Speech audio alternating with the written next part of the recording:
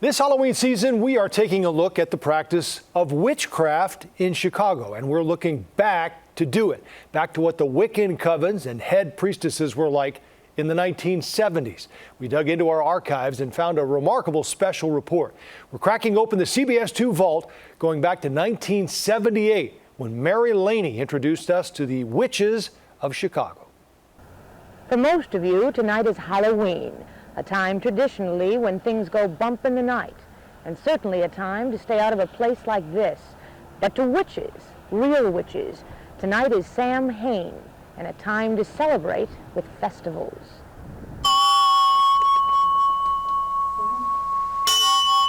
And festivals will be held tonight in covens throughout Chicago and the world, perhaps even in your neighbor's apartment.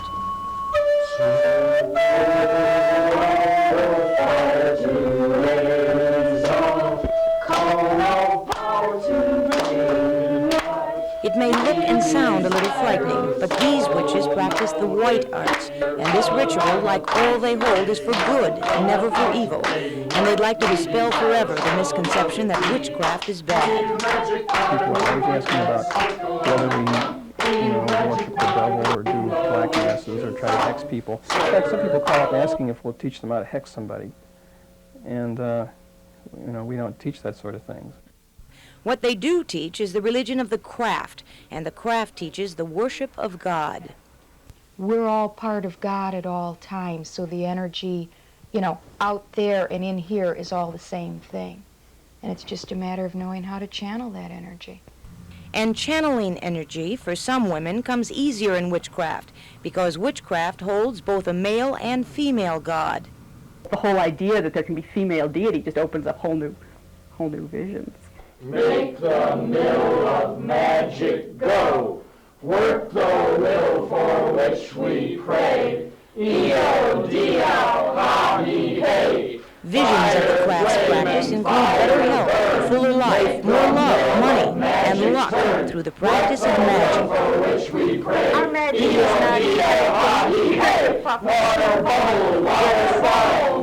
we start out magic toys, work the will for which we pray, E-O-D-L, live within, make the mill of magic spin, work the will for which we pray, E-O-D-L, comes into being. But witches emphasize you should use the power of witchcraft only to bring your wishes into being. It's unethical, they say, to force your wish on someone else, even when that wish is for love. There have been cases where people have gone ahead and done this magic to make the party fall in love with them, and it worked, and frequently it's a happy ending, but sometimes it turns out to be pretty bad, because once the person falls in love with them, they might decide they don't want them, and then they can't get rid of them.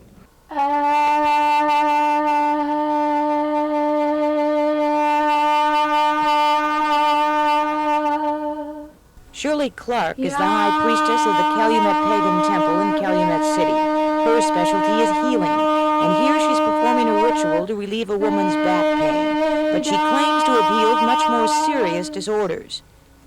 Ulcers, cancer, bladder cancer, some miscellaneous broken bones, anything from colds to just about anything else.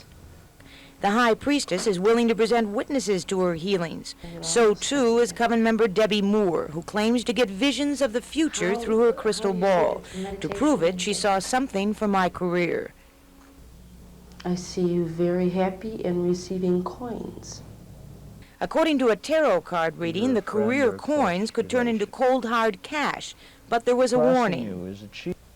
You're hoping to see your plans fulfilled and to have the world in your hand in the near future. But the final outcome, the card that shows your fate, says that this wonderful opportunity may be passed by, that you'll allow it to slip by. And it would seem that you're going to stay where you are instead of making a move and thereby lose a golden opportunity. Besides the tarot, High Priest Richard Clark professes proficiency at magic, an art he says he's learned to take very seriously. Once I jokingly put my favorite curse on somebody, and about a year later he came back and was telling me the horrible things that had happened to them. And so I said, well, we'll do a purification, and we did, and then the bad things stopped.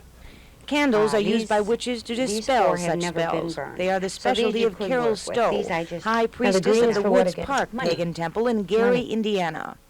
Blue is burnt for health. Yellow is for job or job conditions. Red is for power. Pink, of course, is for love. Green is money. And black would be used for restrictions. Choosing love over all others, the priestess burned a pink candle for me, first anointing it with oil. Now remember, this is not the candle that is used for sex. This is the emotion of love, not the physical act. In the name of the Lady of the Moon and the Lord of Death and Resurrection. To witches, the rituals of candles and festivals works for everything, from love to health. They say it's all a matter of magic. There are witches who specialize in helping you find someone who's lost or who's gone to the great beyond.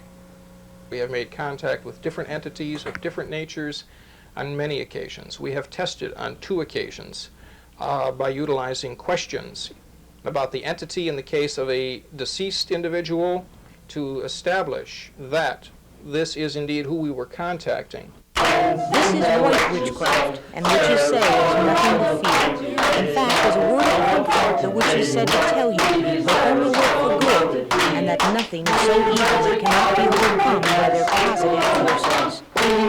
Mary Laney, Channel 2 News.